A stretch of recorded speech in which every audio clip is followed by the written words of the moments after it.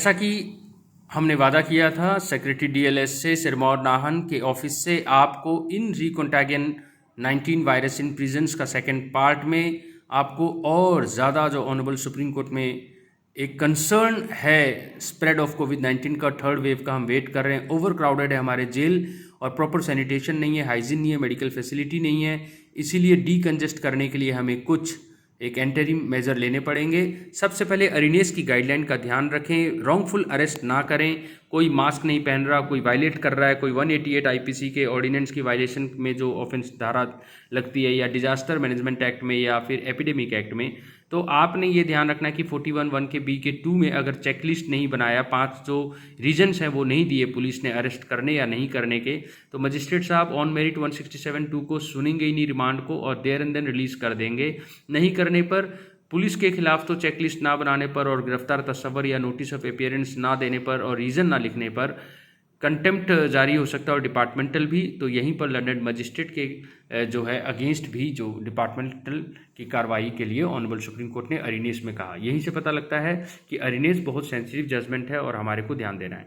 High powered committee की हमने पिछले वीडियो में बात की, एंटरिम बेल कैसे दिया जा सकता है। 3 महीने तक एंटरिम बेल बिना आपको जो है जमानती के भी दिया जा सकता है।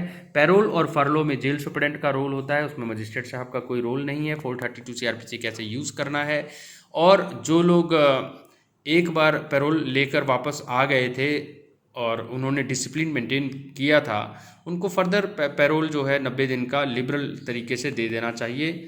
ठीक है, और जितने भी आपने अच्छे प्रैक्टिस किए हैं उनको अपने ऑफिशियल वेबसाइट में दिखाएं, ठीक है, ताकि और लोग भी इसका बेनिफिट लें। रेगुलर टेस्टिंग होनी चाहिए जेल स्टाफ की। सेफ ट्रांसपोर्टेशन की ड्यूटी डीएम और एसपी की है, और मेडिकल फैसिलिटी सारे बिजनेस को प्रोवाइड किए जाएं। अरिनेस की गाइडलाइन जो है 2014 वॉल्यूम 8 सुप्रीम कोर्ट केसेस 273 की कंप्लायंस जो है, ये मैंने आपको बताया प्री अरेस्ट, अरेस्ट और रिमांड स्टेज। इसका डिस्प्ले बोर्ड भी हमने हर पुलिस वालों के स्टेशन में लगवा कर इसकी compliance honourable London member secretary SLSA को हमने भेज दी है। और अरेस्ट होने से पहले जब आप सस्पेक्ट हैं तब आपके क्या अधिकार हैं, अरेस्ट करते समय क्या अधिकार हैं, वकील को कब कब आप बुला सकते हैं, रख सकते हैं, अपना मेडिकल का आपका क्या अधिकार है, आपके किससे आप टेलीफोन कर सकते हैं, बेल के अधिकार, फ्री लीगल एड और पोस्ट रिमांड में, ये सारी बातें जो हैं इस पे हम वीडियो बना चुके हैं, उसको आप देखें, लिंक आपको दे दिया गया है। UTRC यानी कि अंडर ट्रायल रिव्यू कमेटी, ये हम हर महीने, हर मंडे, नॉट इवन हर महीने, हर मंडे UTRC, तो इससे पता चलता है कि कितना कंटिन्यू सुपरविजन है। जेल सुपरडेंट हमें पूरा डाटा भेजते हैं, कितने लिस्ट ऑफ कन्विक्ट हैं, कितने list of under trial prisoner हैं, कितने मल्टीपल ऑफेंसेस में इन्वॉल्व हैं।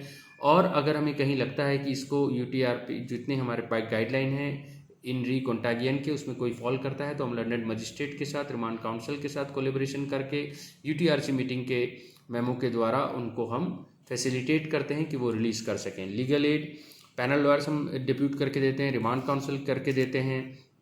और मैं आपको बताऊं कि ऑनरेबल सुप्रीम कोर्ट ने ये भी कहा कि जो सोनाधर वर्सेस स्टेट ऑफ छत्तीसगढ़ का केस था, तो convicts despite of becoming eligible for remission, वो भी जेल में हैं। तो रिमिशन का जो बात है, चाहे वो 433, 433A, ये जितनी भी बातें हैं, तो रिमिशन के लिए भी अब बोला गया है कि मजिस्ट्रेट को सारा डिटेल आएगा। मजिस्ट्रेट यानी कि बतौर सेक्रेटरी वो मदद करेंगे और रिमिशन की पावर जो है आर्बिट्रेरी तरीके से ना हैंडल हो, लोग इंटाइटल होने के बावजूद रिमिशन के बेनिफिट से विदहोल्ड ना हो जाएं।